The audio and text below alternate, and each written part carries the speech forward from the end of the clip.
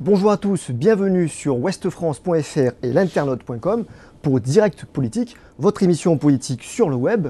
Nous recevons aujourd'hui François Bayrou, président du MoDem, qui a écrit De la vérité en politique, publié chez Plomb. François Bayrou, bonjour. Bonjour. Merci d'être avec nous. Michel Urvois, éditorialiste politique chez Ouest France, est avec moi pour co-présenter cette émission. Bonjour Michel. Bonjour. Alors, vous connaissez le principe de l'émission. Vous avez 45 minutes à partir de maintenant pour poser toutes vos questions à François Bayrou. Michel et moi-même, nous nous ferons un plaisir de les retransmettre en direct à notre invité. Alors, François Bayrou, avant d'aborder directement votre ouvrage De la vérité en politique, venons-en d'abord à l'actualité principale de ce dernier jour. Nicolas Sarkozy, mis en examen dans l'affaire Bettencourt, a publié hier un message sur Facebook dénonçant une décision injuste. Ses proches ont même attaqué ouvertement la décision du juge Gentil. Estimez-vous qu'il y a eu là un dérapage, notamment vis-à-vis de l'indépendance de la justice? Alors, deux choses. Quand il y a une décision de justice qui vous met en cause, vous avez le droit de la critiquer, de dire votre innocence, ou de plaider pour votre innocence. Et vous avez surtout le droit de faire des recours. Chaque fois qu'il y a une décision de justice, vous pouvez demander qu'elle soit changée, réformée, voire annulée, devant un autre juge. C'est ce qu'on appelle l'appel. C'est ce que Nicolas Sarkozy a fait. C'est absolument normal. On va voir d'ailleurs d'ici quelques semaines ce que la Cour d'appel de Bordeaux, ce qu'on appelle la Chambre de l'instruction, va dire de cette mise en examen. Mais cibler un juge en l'attaquant personnellement, en disant qu'il déshonore la justice, ça, c'est une atteinte portée, au fond, aux règles qui font qu'une démocratie existe. Parce que, qu'est-ce que c'est qu'une démocratie vivante ? C'est trois choses. Une représentation pluraliste du peuple, pour qu'il y ait débat, et la séparation des pouvoirs.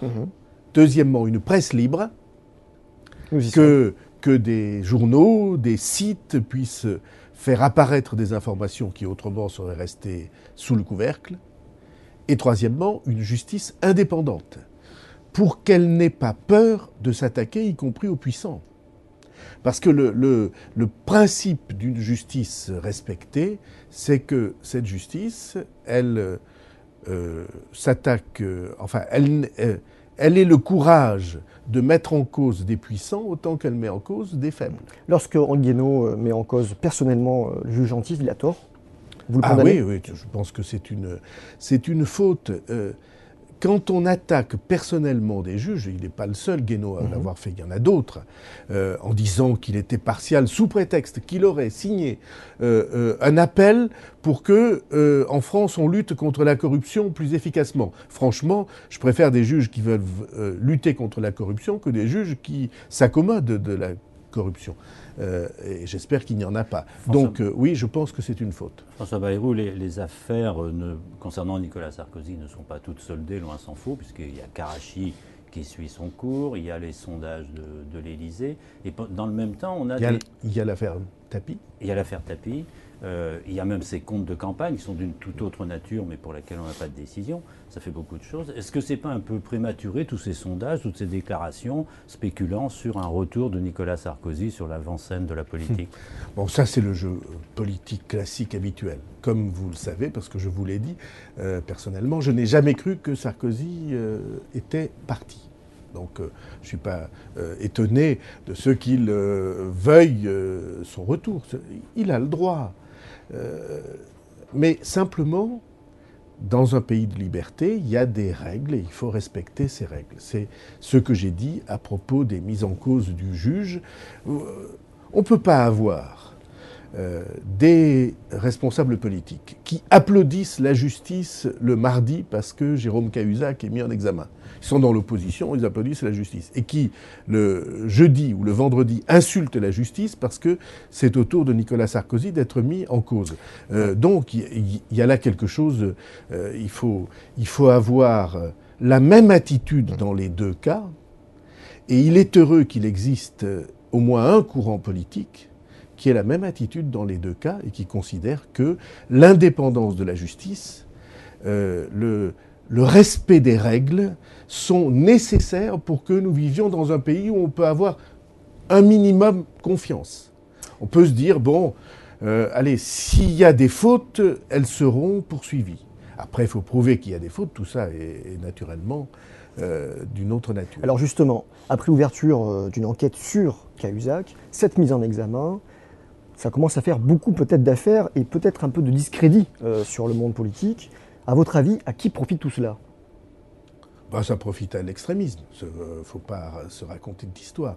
N'est-ce pas ? Il faut que vous vous mettiez, c'est un exercice difficile quand on est dans les médias, dans la peau d'une famille normale, d'un citoyen normal, qui travaille, qui a des soucis de fin de mois, et ils vivent deux choses.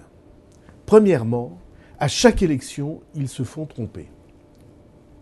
Truander même, j'ai dit quelquefois. Les médias mettent en scène un combat électoral entre la gauche et la droite, rivalisant de promesses et d'illusions. Et de ces promesses et de ces illusions, quelques mois après, il ne reste rien. Je cite juste un seul exemple. François Hollande avait promis pour 2013 une croissance de 1,7%. C'était déjà beaucoup. Nicolas Sarkozy, lui, carrément avait dit 2%. On va avoir 0. Et donc cette surenchère perpétuelle aux promesses, aux créations de postes, à des distributions d'argent, la réaction immédiate qui dit qu'on crée instantanément un fonds, qu'on libère des subventions chaque fois qu'il y a quelque chose qui se produit. Tout ça, ça participe de la tromperie dont les citoyens sont victimes. Ça, c'est la première chose. C'est le premier élément de déstabilisation, d'inquiétude, de souffrance des citoyens. Mais il y a un deuxième élément, c'est qu'en même temps qu'ils voient que les mœurs, les pratiques du monde politique, la manière dont ils se comportent, c'est le contraire de ce qu'ils plaident devant les gens. Ils s'autorisent des pratiques qui seraient pour tout le monde des fautes. La classe politique ment délibérément aux Français, François Bayrou. Bon, je ne veux pas dire les choses comme ça. Je vais vous dire comment, dans le livre en tout cas, je l'ai décrit. Nous avons des institutions qui conduisent les responsables politiques quand ils n'ont pas une colonne vertébrale solide et presque invulnérable, qui conduisent ces responsables politiques à faire la démagogie maximale à chaque élection. Oh, c'est un mécanisme très simple. En France, et nous sommes le seul pays européen dans ce cas-là, en France, à chaque élection, c'est tout ou rien. Présidentielle et législative, si vous gagnez, vous avez tout le pouvoir, sans contre-pouvoir. Si vous perdez, vous n'avez rien. Et même si vous n'êtes pas le principal parti de l'opposition ou soumis au principal parti de l'opposition, vous n'avez même pas de représentation. Est-ce que vous croyez normal, je pose cette question au cas où on n'y reviendrait pas, est-ce que vous croyez normal que trois courants qui animent la vie politique française et qui ne sont pas d'accord entre eux, c'est entendu, l'extrême droite, l'extrême gauche et le centre, qui ont réalisé à toutes les échéances depuis le début du siècle, ensemble, près de 40% des voix, que ces courants ne soient pas représentés à l'Assemblée? Mais c'est une caricature. On n'est pas des sous-citoyens parce qu'on choisit de voter pour les uns ou pour les autres. Alors, ne sont représentés que ceux qui se mettent bien dans le sillon et qui choisissent de voter UMP ou PS. Ceux-là, ils ont des centaines de sièges. On va développer ces points un peu plus loin dans l'interview, François. On a beaucoup de questions. François Bayrou, une question d'internaute qui réagit sur le fait que effectivement la classe politique peut mentir. Lui, il se demande. C'est pas qu'elle peut. Alors, c'est qu'elle choisit à chaque élection, sachant pertinemment ce qu'il en est. Séduire pour conquérir le pouvoir. Voilà. Très bien. Mais est-ce qu'on peut conquérir le pouvoir en disant la vérité? Eh bien, nous sommes là pour le montrer. Vous vous rendez compte, Michel Urvois, on est au bout du chemin. Ça fait 20 ans que ça dure. Regardez le résultat des législatives dans l'Oise dimanche. C'est un désaveu terrible pour les deux partis principaux. Le PS avait appelé à voter contre le Front national. Il y a 45% de ces électeurs qui sont allés porter leur voix à l'extrême droite. Qu'est-ce que ça veut dire ? Ça veut dire qu'il y a au sein du peuple français un refus rageur de continuer sur cette voie des illusions, des fausses promesses dont on abreuve le pays. Donc pour revenir... Mais je le dis quand même pour qu'on l'entende, la voie de l'extrême, extrême droite, extrême gauche, c'est une voie qui conduit au malheur. Si c'était une voie possible, on s'en ficherait, on aurait, on balayerait la table et puis voilà, on aurait un moment un peu agité, puis c'est tout. Pas du tout. Les choix qui sont proposés par ces formations politiques sont des choix qui conduisent le pays aux accidents les plus graves dont les plus faibles seront les victimes. Parce que c'est toujours les plus faibles qui trinquent. Alors, on a des questions très précises, justement, sur... Mais vous n'aviez pas fini la question que vous aviez commencé, excusez-moi. J'y retourne. Gérard nous demande, avec toutes les affaires que nous venons de mentionner, ce climat un petit peu délétère, estimez-vous que nous disions que la classe politique dit la vérité aux Français concernant l'argent, notamment? Gérard nous parle d'argent. Vous voulez dire sa situation à elle? L'argent dans la politique, l'argent des partis. Vous savez, c'est... Alors, il y a plusieurs sujets. Il y a l'argent dans la politique. Je considère comme inacceptable que les parlementaires, par exemple, ne paient pas d'impôts sur la totalité de leurs ressources. C'est très simple. Ils n'ont qu'à déclarer leurs frais réels quand ils ont des frais. C'est tout à fait légitime. Mais il y a, entre les différents parlementaires, et notamment entre ceux qui ont les moyens, souvent considérables, d'une collectivité locale puissante, président de région, président de département, maire de grande ville. Ceux-là ont des cabinets, des collaborateurs, des voitures, des chauffeurs, et donc l'indemnité parlementaire, pour eux, elle vient en plus. Il y en a une partie sur laquelle ils ne paient pas d'impôts. De la même manière, Et donc, moi, une idée très simple. Tout responsable politique, et singulièrement tous ceux qui votent l'impôt, devraient payer des impôts comme les autres, avec les mêmes règles exactement. Et il me semble que ça ferait progresser le sentiment de confiance. C'est une idée simple. Vous votez l'impôt, vous payez l'impôt comme tout le monde. Et sur le financement des partis, est-ce que la législation aujourd'hui est suffisante ou est-ce qu'il faut aller au-delà? Non, il y a un point... Il y a deux points qui ne sont pas acceptables dans le financement des partis. Il y a d'abord l'injustice qui fait que l'élection principale, celle qui permet de mesurer l'influence des courants politiques, qui est l'élection présidentielle, elle n'est pas prise en compte.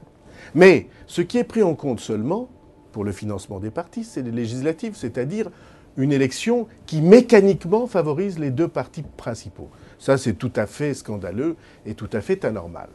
Mais deuxièmement, il y a une chose qui est inacceptable, c'est les micro-partis. C'est-à-dire des partis entre guillemets, que des responsables politiques se créent pour eux-mêmes pour avoir des sources de financement pour leurs propres activités à leur gré. Et ces micro-partis-là, personne ne les contrôle. Ça ne va pas. Donc il y a au moins 2 ou 3 points essentiels à corriger. Et je m'empresse de dire que pour moi, il ne faut pas rajouter du financement à l'élection présidentielle. L'élection présidentielle est financée absolument comme il faut. Il n'y a pas besoin de financement si on a une présence. Petite parenthèse sur le MoDem, donc vous avez très très peu d'élus. Les dernières élections ne vous ont pas été favorables. Le MoDem réussit à vivre. De quoi vit-il aujourd'hui? Eh bien, il vit d'une subvention publique qui est très modérée et modeste, des dons de ses adhérents, et c'est un des seuls partis qui n'ait pas de dette. Revenons à François Hollande, dont on parlait tout à l'heure à propos du discrédit de la politique et du mensonge en politique. vous avez soutenu François Hollande. Un internaute, la Summer, c'est son pseudonyme, vous demande si vous êtes fier d'avoir voté pour François Hollande. Parce que, au fond, fier, c'est pas un mot qu'on utilise souvent. Je reprends ces termes. C'est pas un mot qu'on utilise souvent en politique. Quand vous êtes au deuxième tour et que vous avez été candidat au premier, vous êtes placé devant le choix entre deux candidatures qui, par nature, ne vous conviennent pas, puisque vous avez été candidat contre. J'ai estimé, selon moi, à juste titre, lors du deuxième tour, qu'il fallait une alternance en France. Pourquoi ? Parce qu'il y avait une très grande violence, une très grande tension, de très grandes divisions dans le pays que Nicolas Sarkozy avait choisi de faire monter. Deuxièmement, parce qu'il y avait un certain nombre de pratiques qui devaient changer et les affaires dont on parle... Les affaires dont on parle... Attendez, j'ai presque fini. Les affaires dont on parle le montrent. Il y avait une troisième considération. Je pensais, et je pense toujours, que la gauche, qui s'était opposée aux réformes depuis 20 ans, songez par exemple à la réforme des retraites, qui avait fait obstacle au sentiment réformiste dans le pays, je pensais qu'elle devait se retrouver devant le réel de la société française et que cela allait l'obliger à changer de ligne. Je suis certain que cette situation va se créer. Pour l'instant, on n'a pas la réponse précise, on en parle. Vous êtes déçu par François Hollande ? Je ne peux pas dire les choses comme ça, j'essaie d'employer les mots précis. Il y a des plus dans son action. Par exemple, le fait qu'il n'y a pas d'influence sur les juges et qu'ils peuvent faire leur travail. Le fait qu'il y a, il me semble, moins d'influence, un climat déontologique meilleur, moins d'influence sur les médias. Donc, plus de valeurs républicaines dans la manière dont l'État fonctionne, dont la démocratie française fonctionne. Je trouve courageuse et juste la manière dont il a géré le problème du Mali. Et il faut en féliciter, parce que c'est eux les principaux, l'organisation de notre armée et les soldats qui sont sur place et les officiers. Je trouve juste le choix qu'il a fait des négociations entre syndicats et patronat, même si ça n'est pas facile, et après que la loi suive. Donc ça, c'est des plus. Il y a un problème pour lequel il n'y a pas de réponse, c'est... la plupart des Français ne voient pas clairement la direction politique économique, la direction politique en économie qui va être suivie. Ouais, et c'est là qu'est la principale difficulté, parce qu'on voit bien d'où ça vient. Il y a une contradiction absolue entre la campagne qui a été faite, les thèses du Parti socialiste habituellement, l'orientation de fond de la majorité et la politique que François Hollande va devoir faire. Et s'il ne résout pas cette contradiction, il va s'enliser jusqu'à plus pouvoir se sortir du marécage. Vous connaissez bien François Hollande, vous parlez avec lui régulièrement. Est-ce qu'au fond, il est complètement convaincu par la politique qu'il mène ? J'ai rencontré François Hollande il y a longtemps, alors qu'il était chez Jacques Delors. Et quelqu'un pour qui vous avez beaucoup d'estime. Pour qui j'ai beaucoup d'estime. Et comme vous savez que je le pense, les orientations de jeunesse, elles disent beaucoup d'une personne. Donc je pense qu'il est sur cette ligne-là. Simplement, il a été premier secrétaire du Parti socialiste pendant longtemps. Et il faut qu'il mette les actes du gouvernement en accord avec les orientations qu'il a défendues à partir du mois de novembre. Soutien à l'entreprise, soutien... Bon, il faut qu'il mette les actes en accord. Il faut qu'on ait une mobilisation de tout le pays pour soutenir ceux qui sont en première ligne, dans la tranchée, et qui sont pour moi les entrepreneurs, les artisans, les PME, les créateurs d'entreprises, les innovateurs, les chercheurs. C'est eux qui sont là. Au fond, vous le sentez très proche de vous, de vos thèses. mais étant incapable politiquement de l'assumer. En tout cas, c'est le sentiment profond que j'ai eu depuis des années. Mais est-ce qu'il va oser se défaire de ce poids idéologique et partisan de ceux qui pensent qu'au fond, l'entreprise, c'est les patrons. Et que donc, contre les patrons, il faut mener une politique. De ceux qui pensent que on s'en tirera par la dépense publique, ce qui est évidemment impossible. Les mots que François Hollande a utilisés, et même un certain nombre d'orientations précises, prennent acte de ce que c'est impossible.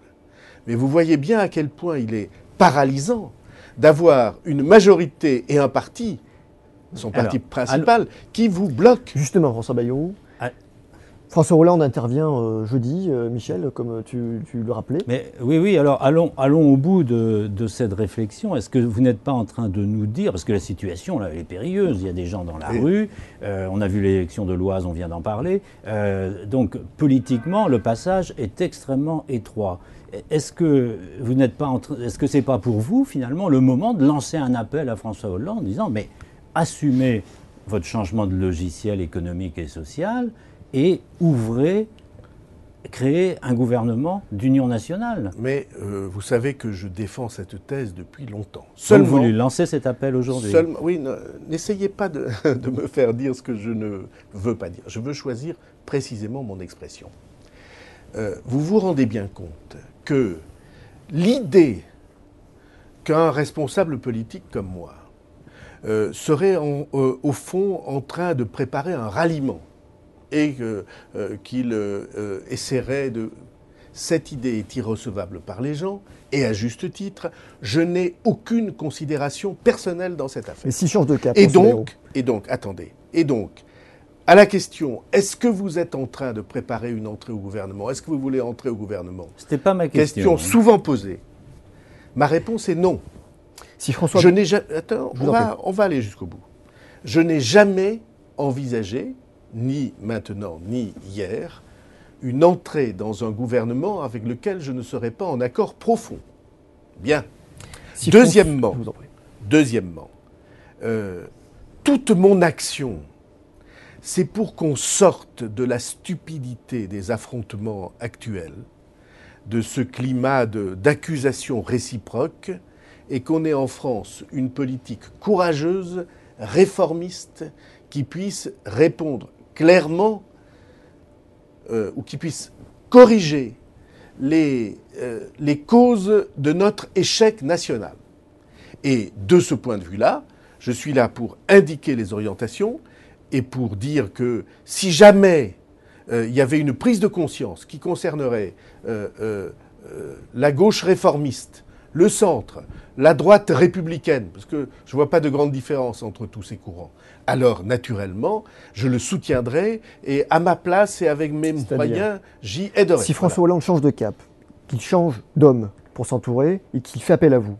Non, si François Hollande change de cap, il va y avoir une crise à gauche évidemment très importante, dont vous voyez naître les signes avant-coureurs. Quand Mélenchon traite on va y venir, François Bayrou. Moscovici de salopard, à la tribune, au micro, il se passe quelque chose, non?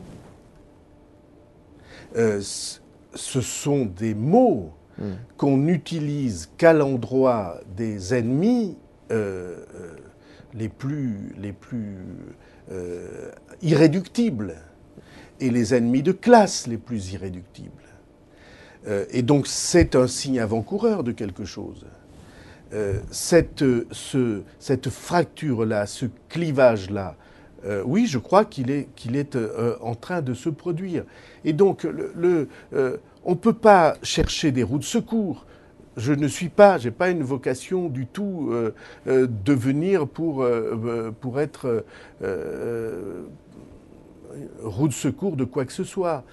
Ce dont la France a besoin, et je le dis aujourd'hui comme je le disais hier, c'est d'une politique nouvelle. Cette politique nouvelle, beaucoup de responsables politiques sont au fond d'eux-mêmes certains qu'il va falloir la conduire, mais notre système politique s'y oppose. Il faut changer le système Alors justement, politique. François Bayrou, venons-en aux solutions que vous pourriez apporter à cette crise, à ce constat politique.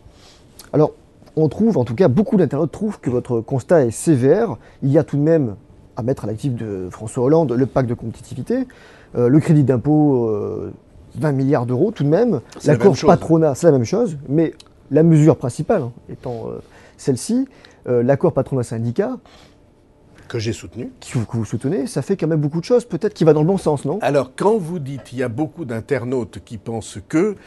Alors, alors des noms non, un non, peu particuliers, mais je veux pas ils mettre se reconnaîtront. en cause. Je veux pas mettre en cause.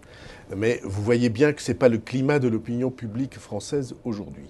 Et certains soulignent Alors, ce fait-là. Je vais vous dire ce que je pense. Les orientations, quand elles ont été exprimées dans la conférence de presse de novembre, ce que, comme les économistes, François Hollande a appelé la politique de l'offre, c'est-à-dire la politique de soutien à l'entreprise, de ceux qui font des produits nouveaux, des services nouveaux, c'est cela qu'il faut aider. Cette orientation est juste. Vous me dites après, le crédit d'impôt, je n'ai jamais pensé qu'il servirait à quelque chose. Et si vous reprenez mes déclarations, vous verrez que la première déclaration, dans l'heure, c'était usine à gaz. C'était une mauvaise mesure? Oui, en tout cas, mal imaginé, mal pensé, pas pratique. Je dînais le soir de cette mesure avec Michel Sapin, et Michel Sapin me disait ça va créer des centaines de milliers d'emplois. Je lui ai dit je ne le crois pas. Et la vérification faite, on s'aperçoit que, en effet, ça n'a pas créé ces emplois. Pourquoi ? Parce que il faut se mettre à la place d'un chef d'entreprise petite, moyenne. Ce chef d'entreprise petite et moyenne, ce qui l'intéresse, c'est pas des sommes, un pourcentage de sa masse salariale qu'il pourra toucher en 2014. Ce qui l'intéresse, c'est son compte d'exploitation en 2013 et même au mois par mois. C'est ce qu'il va pouvoir faire les fins du mois. Et donc, il y a là quelque chose de trop compliqué et de peu efficace. Ça va servir à une seule catégorie. Ça va servir aux grandes entreprises. Est-ce que le problème n'est pas... Les grandes entreprises qui ont des milliers de salariés et des moyens déjà considérables, eux vont recevoir une espèce de subvention l'année suivante qui va en effet leur donner quelques moyens supplémentaires. Mais j'avais cru comprendre que ça n'était pas le but. Et donc, il faut à la fois de bonnes orientations et des mesures pratiques. Et je vais vous dire la première mesure pratique qu'il faut prendre. Il faut tout faire pour que l'État, dans toutes ses composantes, ne soit pas un harceleur pour les entreprises. Il faut faire en sorte que les gens qui se battent tous les jours pour créer du boulot, pour signer des contrats de travail, donc il faut aider les PME, il les faut chercheurs. que cela soit protégé,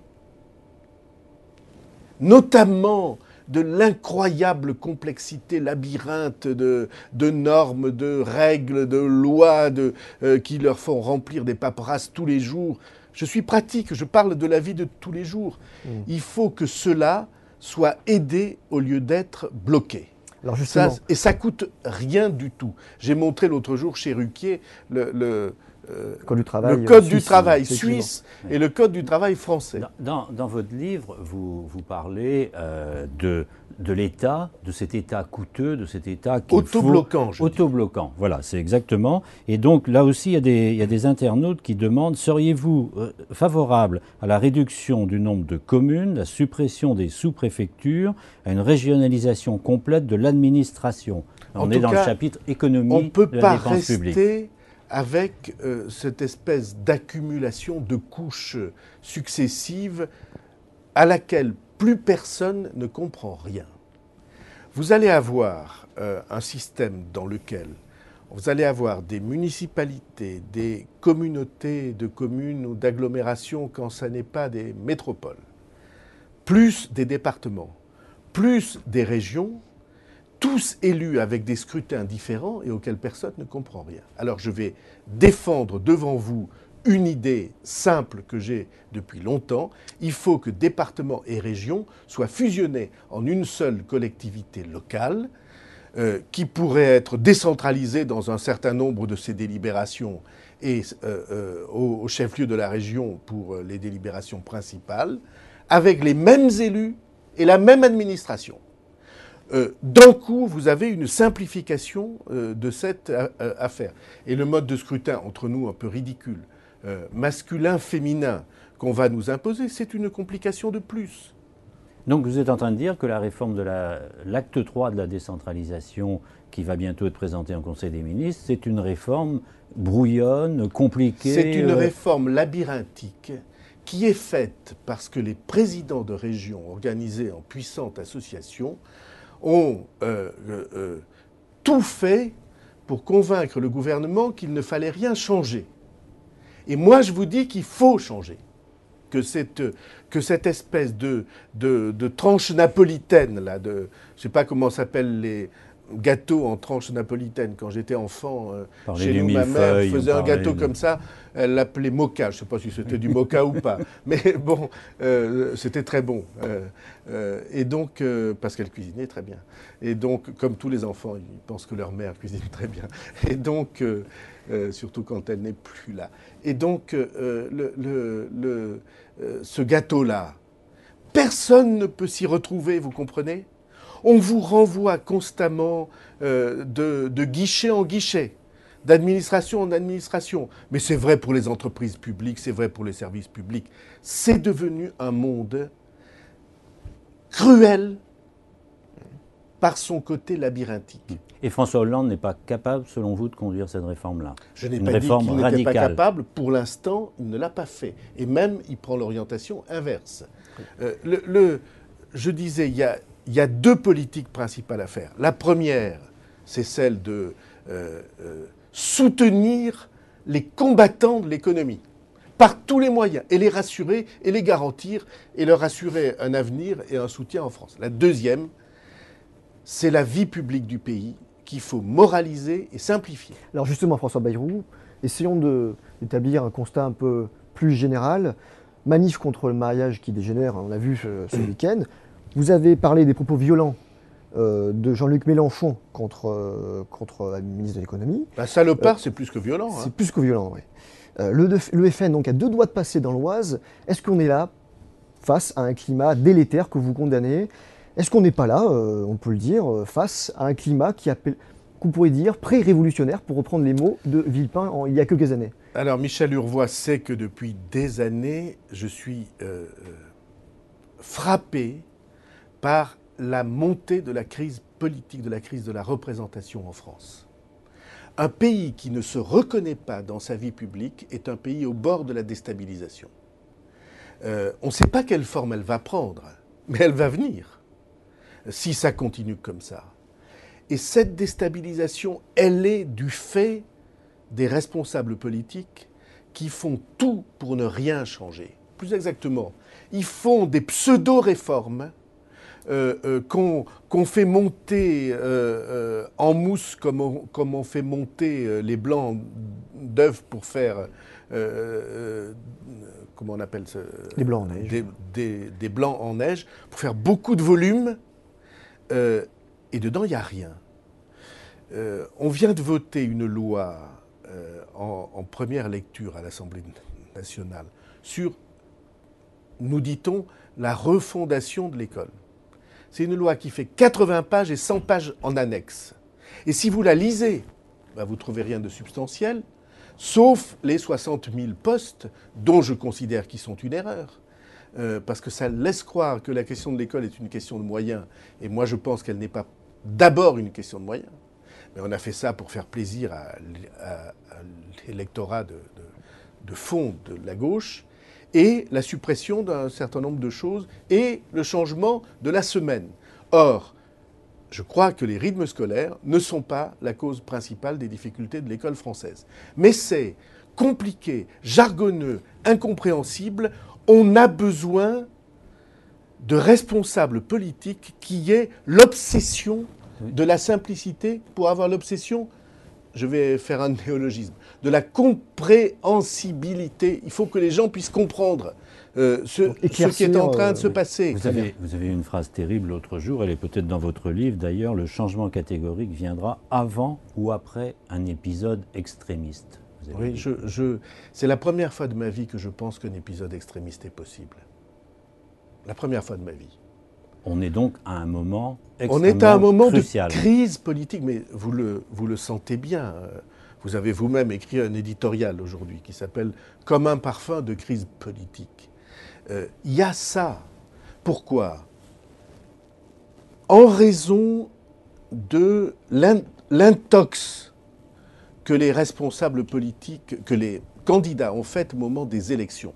Le peuple ne reconnaît pas ses choix dans la situation politique actuelle. Deuxièmement, les Français, les citoyens ont le sentiment qu'il n'existe aucune chance de trouver un chemin rassurant pour l'avenir. Ils ne voient pas ce qu'on pourrait faire. Ils ont l'impression que c'est des mots, mais pas d'action et que rien ne change. Et troisièmement, ils voient un monde politique dont les pratiques, les attitudes ne seraient pas acceptées dans la vie de tous les jours. Alors, je comprends, moi, qu'il y ait ce climat de crise politique avec la montée du chômage et l'appauvrissement de la société française. François Bayrou, on va passer à une autre séquence. On va parler... Permettez-moi. Je vous en prie. Comme on a un peu le temps dans votre émission, c'est bien. On a aussi beaucoup de questions. Une illustration. Oui. Toujours les gouvernements disent en fait, le pouvoir d'achat monte. Et les familles voient bien que ce n'est pas vrai. Mais il y a un chiffre qui est facile à retenir. Si on fait 0% de croissance, le nombre des foyers augmentant mécaniquement de 1% ou de 1,5% par an, ça veut dire qu'il y a chaque année moins pour chaque foyer, en moyenne. Donc le sentiment d'appauvrissement, il n'est pas une impression, il est une réalité que vivent les gens tous les jours. Mais l'intox politique, les mots utilisés, et c'est les mêmes aujourd'hui que ça l'était hier, empêchent que la vérité du réel entre dans le jeu politique. Tant qu'elle n'y entrera pas, on aura les accidents que nous décrivons. Très bien. François Bayrou, on va passer à notre dossier, on va passer à l'actualité politique à venir. On a appris la semaine passée que Marielle de Sarnez était candidate aux élections municipales de Paris. Alors, y aura-t-il des listes indépendantes du MoDem dans toutes les villes de France ? Ou y aura-t-il localement des alliances avec l'un ou l'autre des partis ? D'abord, la candidature de Marielle de Sarnez, c'est la candidature de quelqu'un de bien, de costaud, qui a des idées et une vision de Paris, où elle est née, où elle habite, où elle est élue depuis longtemps, ce qui n'est pas le cas de toutes les candidatures qui se présentent. Deuxièmement, c'est une candidature qui n'est pas politicienne, au sens où il faut faire gagner la gauche contre la droite ou la droite contre la gauche.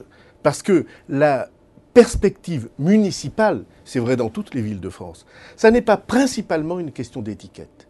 C'est principalement une question de juste politique à suivre. Par exemple, Gérard Collomb à Lyon, il est socialiste, il fait selon moi une politique qui est appréciable par les Lyonnais. Alain Juppé à Bordeaux, il est UMP, mais il fait une politique qui est une politique juste. Et donc, enfin juste, reconnue par les Bordelais, que je connais mieux encore que les Lyonnais, pour sa valeur, pour ses résultats. Et donc, de ce point de vue-là, nous avons une attitude qui est une attitude d'ouverture à des alliances, des coalitions, je ne sais pas comment on peut dire, de la mise en place d'équipes qui soient des équipes pluralistes. Et à Paris ?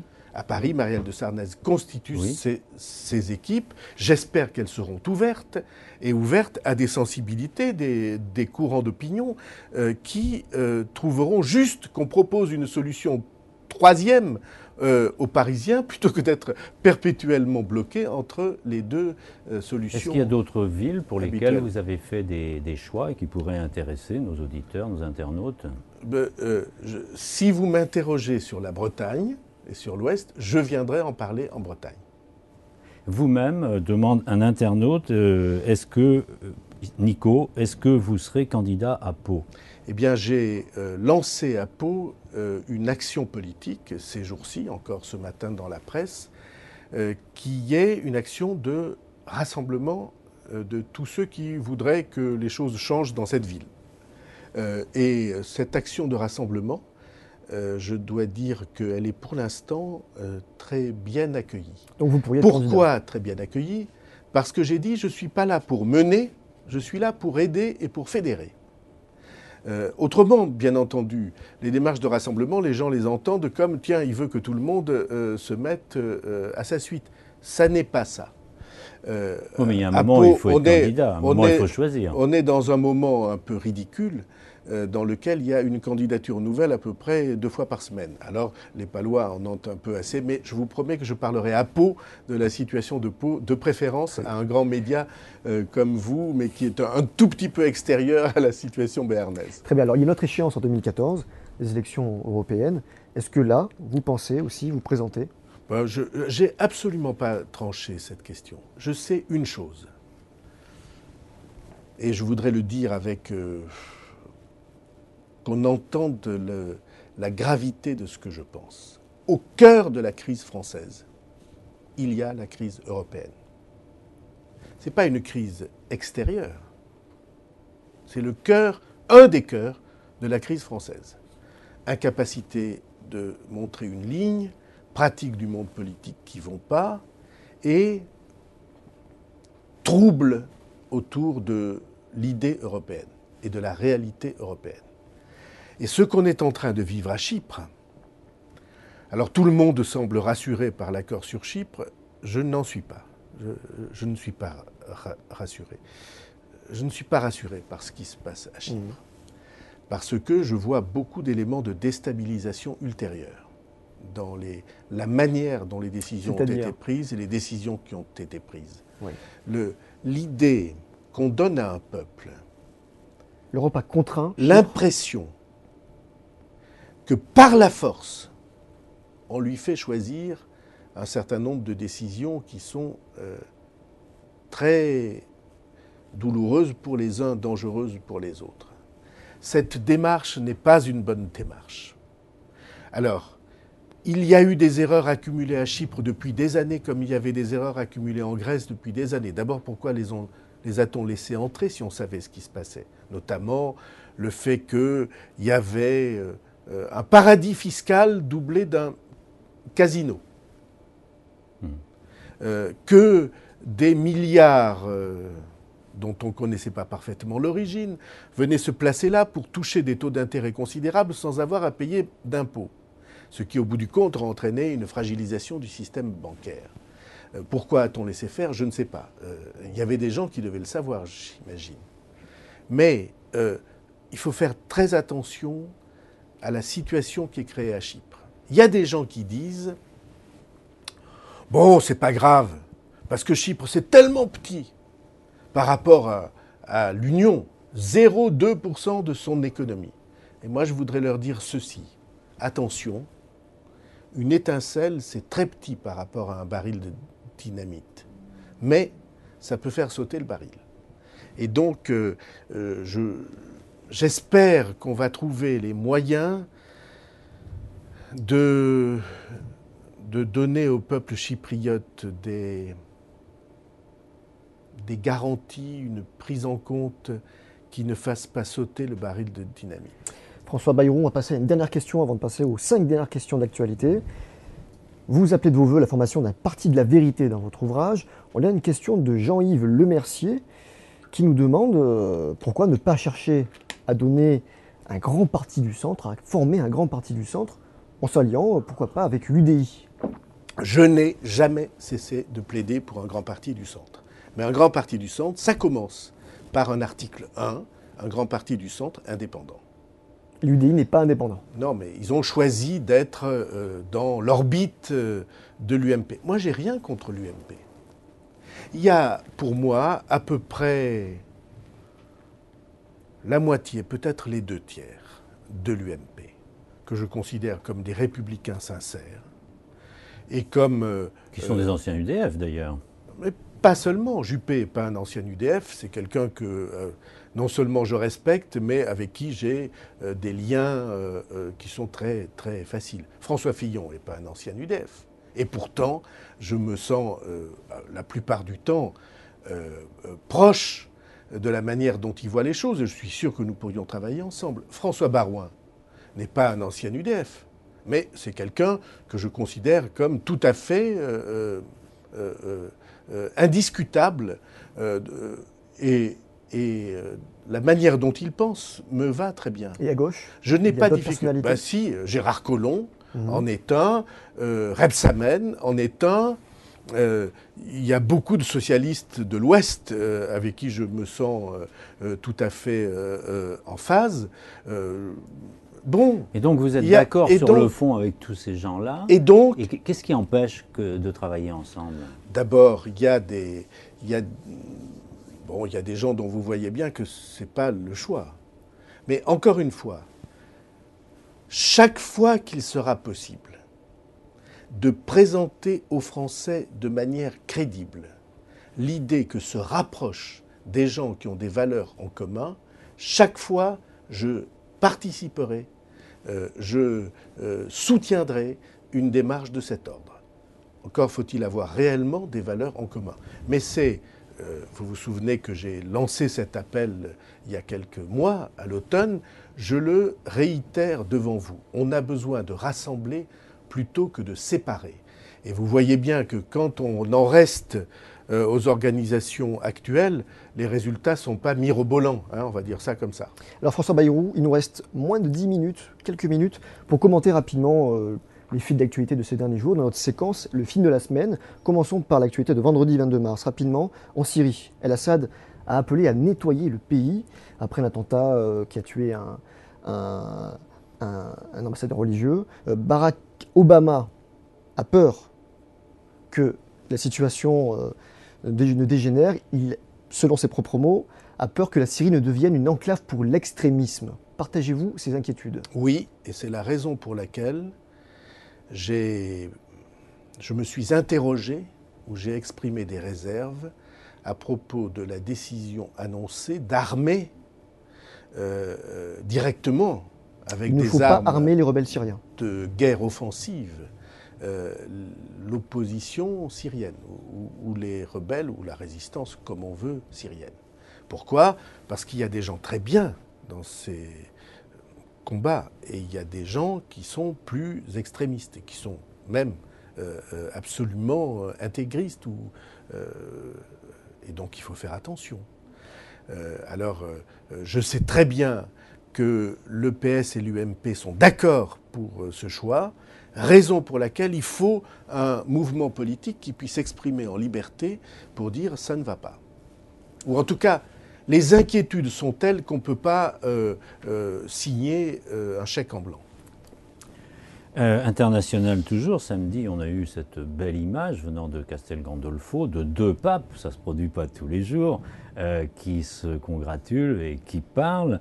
À quel changement vous attendez-vous au sein de l'Église catholique après la désignation du pape François?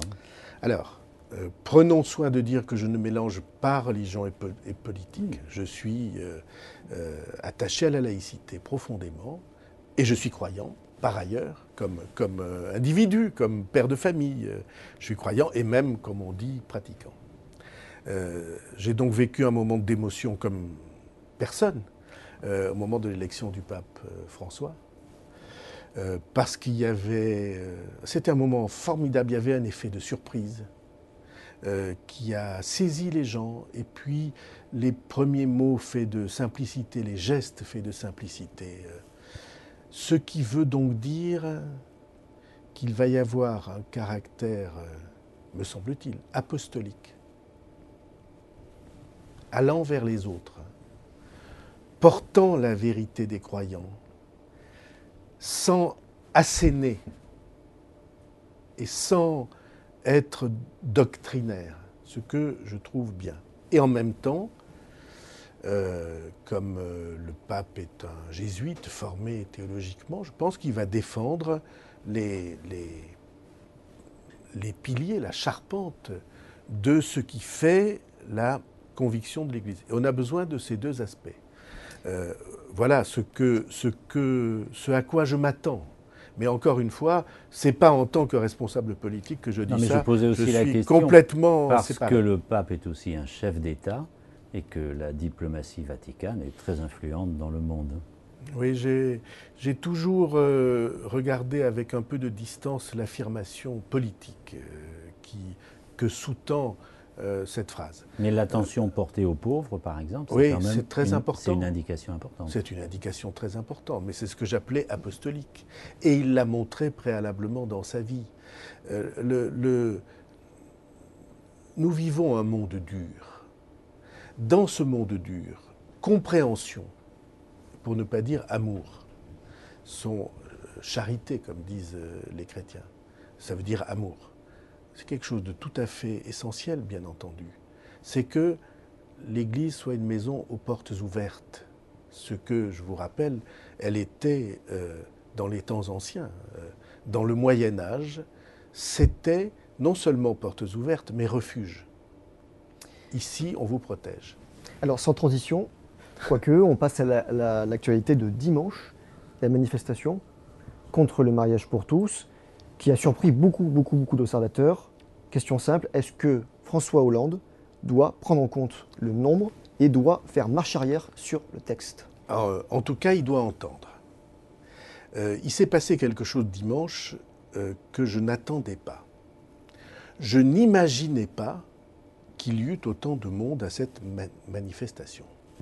Parce qu'on aura beau triturer les chiffres dans tous les sens, il y avait une marée humaine. Or, vous qui êtes dans les médias, vous témoignerez avec moi qu'on n'en parlait pas. Il y a pas. Autant la manifestation du 13 janvier, qui a été une grande manifestation, mais on en parlait, il y avait depuis des mois, des semaines, une mobilisation très forte. Pour cette manifestation-là, non.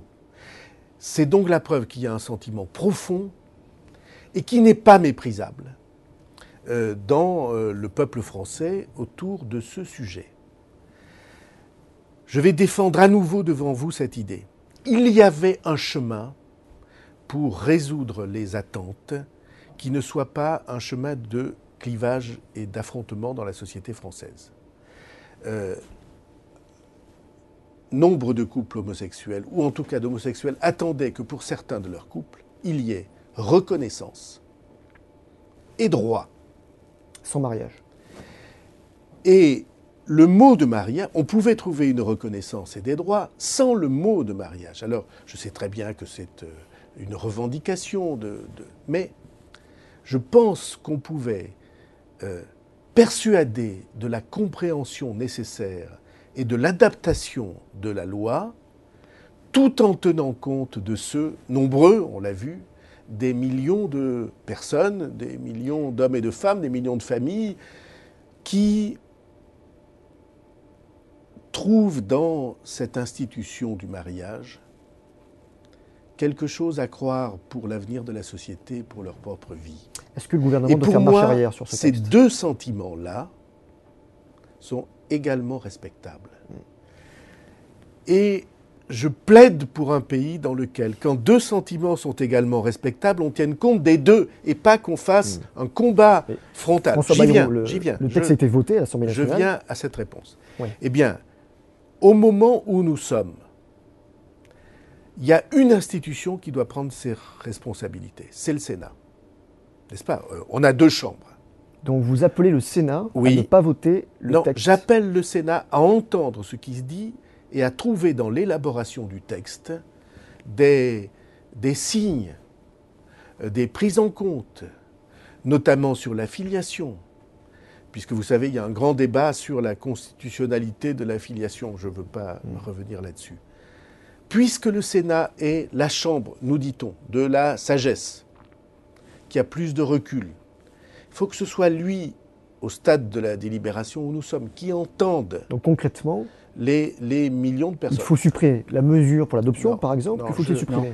Vous plaidez quoi là, un contrat civil, par exemple, plutôt qu'un mariage? Moi, ce que j'ai défendu depuis 10 ans, c'est union, plutôt que mariage. Mais même si on n'en est pas là, évidemment, le gouvernement ne peut pas retirer les textes, ça ferait... Politiquement, c'est ça la ferait guerre à gauche. Et puis, dans la société, ça donnerait le sentiment d'impuissance, d'incertitude. Évidemment, c'est impossible. Mais que soient prises en compte les raisons de ceux qui étaient dans la rue dimanche et de tous ceux qui se sentent en phase avec cette expression. Ils ne sont pas des mauvais Français, ceux qui veulent que l'organisation de la société, notamment sur la famille, soit perpétuée, que ça soit de l'avenir et pas seulement du passé. Ce n'est pas des mauvais Français, et c'est même, dans bien des cas, ceux qui, dans les familles, organisent les choses. Et ce n'est pas des mauvais Français, ceux qui disent, écoutez, nous vivons des vies sans doute différentes, mais qui sont également respectables. Et vous voyez, je viens de dire deux choses, respectables et différentes. C'est pourquoi je pensais qu'un statut qui respecte, accepte, prenne en compte, reconnaisse, donne des droits, et en même temps soit différent du statut de mariage traditionnel, me paraissait une bonne voie. Autrement, évidemment, c'est dans le clivage et l'affrontement qu'on se trouve. Et comme on l'a vu dimanche, c'est problématique. Venons-en à des nourritures plus terrestres. Lundi, mais c'est l'actualité qui est ainsi faite, une étude révèle que des pesticides ont été testés dans des bouteilles d'eau. J'ajoute d'ailleurs qu'on a découvert du fromage de chèvre fait à 100% avec du lait de vache. Bon, donc tout ça après l'affaire de la viande de cheval, le mouton, etc. Qu'est-ce qui ne va pas dans ce système? Est-ce que c'est une mécanique européenne encore qui dysfonctionne, des problèmes de contrôle? L'Europe est pour rien dans cette affaire. Parce que vous voyez qu'on cherche l'Europe chaque fois. C'est très intéressant. Chaque fois qu'il y a un élément qui, dans l'évolution de la société, est troublant, on dit Europe. Comme si Europe signifiait modernité. Et il y a là quelque chose qui mérite d'être... Alors, sur l'eau que je suis en train de boire, et vous aussi, j'ai entendu l'émission qui annonçait cela, et la personne ou le responsable d'association qui avait fait faire les études. Il s'exprimait avec une infinie prudence. Parce que l'impression que j'ai eue, c'est que cette association, en fait, avait trouvé des traces de traces de traces. Et si vous fouillez l'eau partout dans le monde, depuis le début des temps, vous trouverez des traces de traces de traces, parce qu'il y a eu des troupeaux, parce que ces troupeaux broutant l'herbe ont eu des déjections. Il y a toujours des... Bon. Donc, il faut faire attention à ce qu'on dit. Deuxièmement, il y a une inquiétude qui est fondée sur le fait qu'il y a des gens qui font n'importe quoi. Et pourquoi ? Pour gagner de l'argent. Pour fournir des produits de moins en moins chers, même si leur qualité n'est pas garantie. Et il faut que les producteurs et les associations de consommateurs, vous voyez que je ne mets l'État qu'en troisième, parce que c'est l'affaire, donnent aux consommateurs la garantie que ce qu'on leur vend est intègre. Et tout ça était aussi dans votre programme présidentiel. Absolument. Ce sera le mot de la fin. Merci François Bayrou. Merci à vous de m'avoir invité. Merci Michel, merci à toutes les équipes de la technique. Alors on rappelle François Bayrou que vous publiez chez Plomb de la vérité en politique. Et s'il y a un moment dans l'histoire de notre pays où il est vital, crucial de parler de vérité en politique, c'est ce moment. Merci à tous. À bientôt pour une prochaine émission sur ouestfrance.fr et l'internaute.com. Restez branchés, à bientôt.